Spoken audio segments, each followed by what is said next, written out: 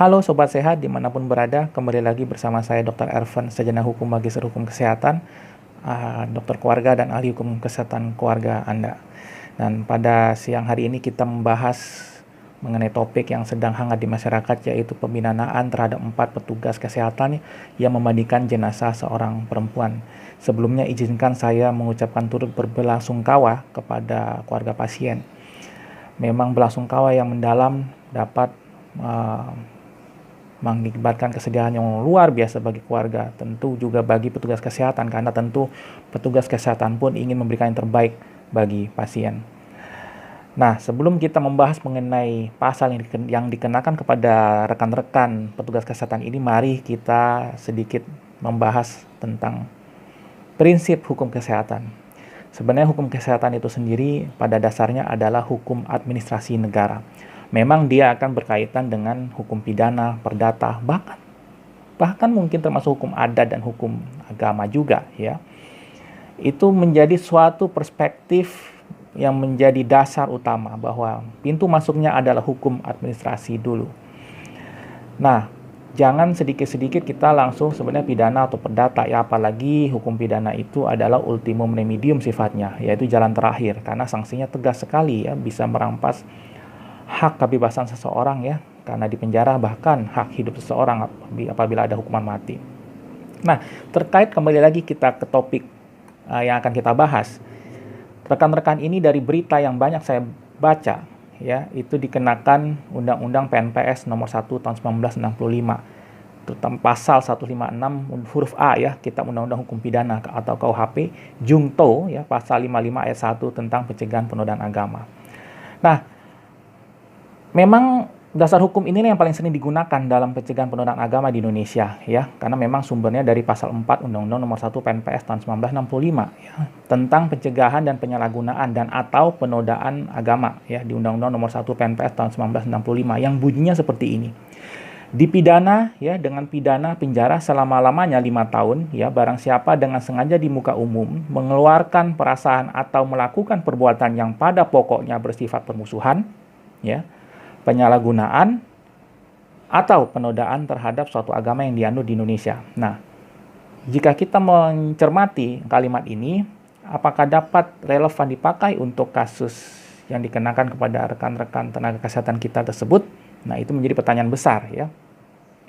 Apalagi secara historis, penetapan Presiden nomor 1 tahun 1965 yang kemudian ditetapkan sebagai undang-undang ini sebenarnya dibentuk dalam keadaan darurat untuk menertibkan aliran-aliran agama dan kepercayaan yang menjadi ancaman revolusi pada saat itu. Nah, apakah hal ini masih relevan atau tidak? Memang pasal ini sudah beberapa kali diuji di Mahkamah Konstitusi dan Mahkamah Konstitusi tetap mempertahankan undang-undang ini. Namun ke depan kita tahu bahwa kita juga sedang merancang undang-undang KUHP yang baru. Nah, kemungkinan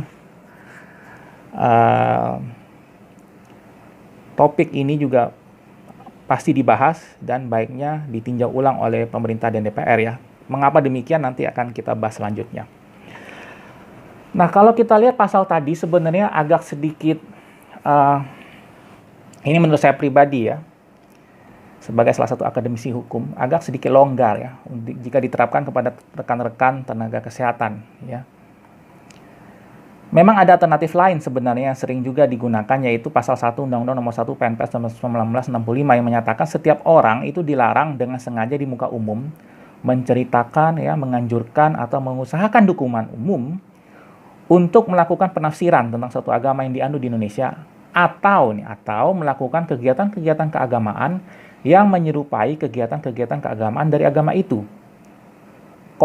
Ya, penafsiran dan ini kegiatan mana menyimpang dari pokok-pokok ajaran agama itu. Nah, ini sebenarnya lebih cocok, ya, dan ini memang ada di pasal 1 Undang-Undang nomor 1 PNPS tahun 1965 daripada pasal 156 KUHP tadi, ya.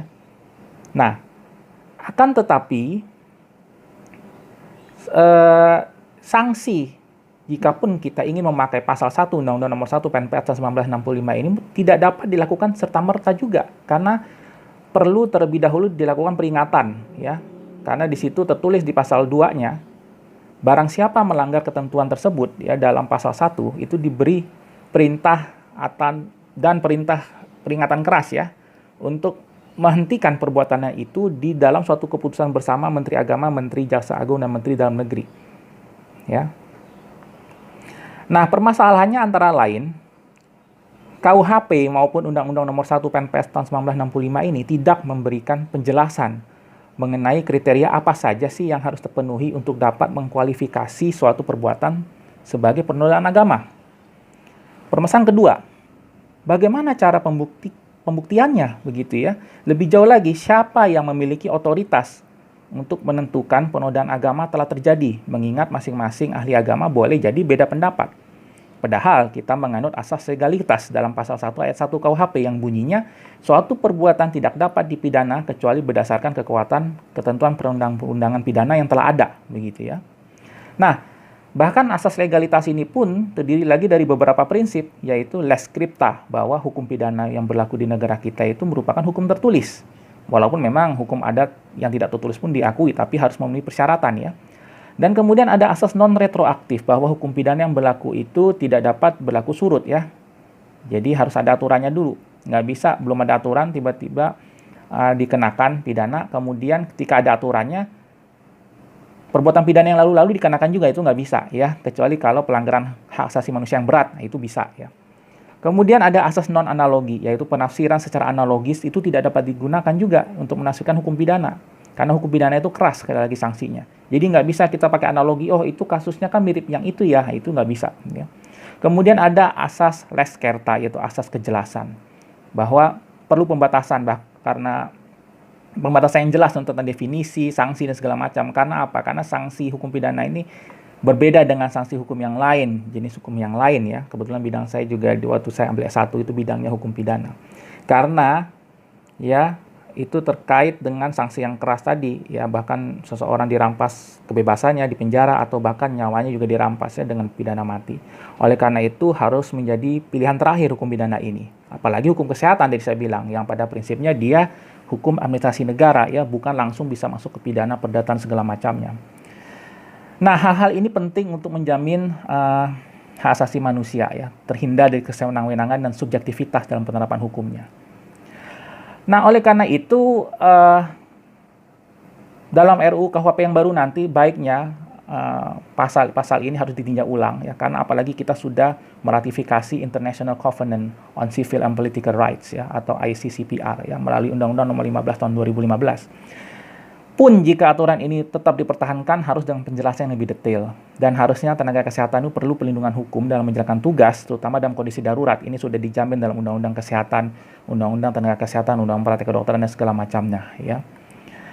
Tapi itu nanti akan kita bahas di sesi yang lain, karena dari tadi kita membahas fokus pada pasal terkait tentang pencegahan penodaan agama. Kira-kira demikian dari saya, sampai jumpa di sesi berikutnya, dan salam sehat bagi kita semua.